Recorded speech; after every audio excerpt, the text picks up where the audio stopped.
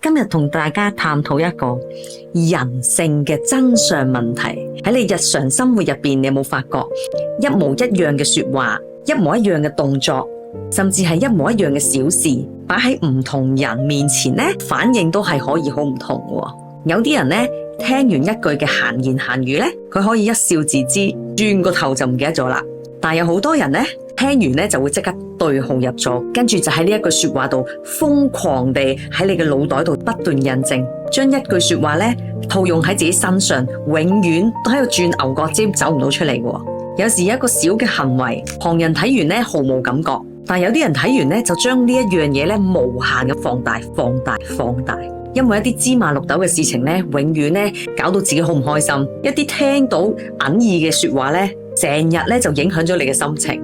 食唔安，瞓唔落，情緒咧就不斷波動咁樣，冇辦法駕馭你自己嘅情緒。其實咧喺人性嘅角度嚟拆解呢個問題咧，真正折磨嘅從來都唔係人哋嘅閒言閒語、一句說話嘅問題，而係你內心從來都未被修煉過，你只停留喺你自己內在嘅世界入邊，跳唔出個框框，所以永遠將你嘅人生嘅主導權係永遠擺喺人哋度，而人哋一句說話係會令到你心情就波動啦，完全都駕馭唔到自己嘅思緒情緒，跟住永遠都係為一啲雞毛小事呢係質疑自己啦，消耗自己嘅能量啦，走唔出呢個困局。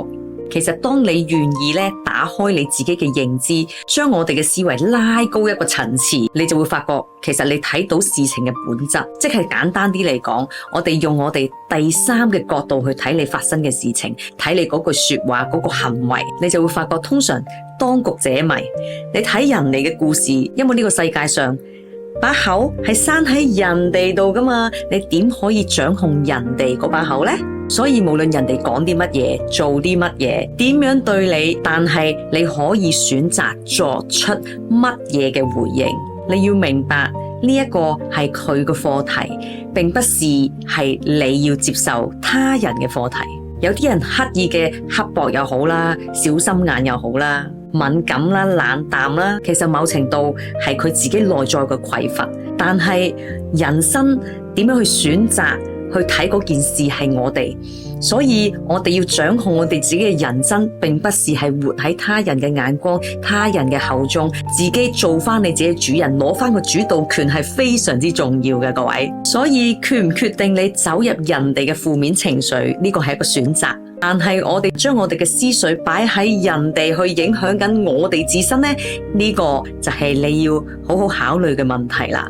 如果永遠習慣將自己定義為一個受害者嘅話呢，你凡事呢有少少嘅問題都唔會順心順意嘅，第一時間呢就會覺得全世界針對你，所有人都對你唔公平。一旦陷入呢啲受害者思維呢，你永遠都冇辦法睇到事實嘅全面嘅。你只會不斷去放大你嘅委屈，無限量去消耗你自己嘅內在。所以你要明白，其實人生嚟呢一度係做一個修煉嘅，包括你遇到嘅尷尬又好、困難又好、委屈又好、掙扎嘅際遇都好，都係上天俾你嘅磨練嚟嘅。有冇將我哋嘅心胸拉闊多少少？當一個人嘅內在穩定呢，你嘅思維就會拉高一個層次。所以心理學者話呢，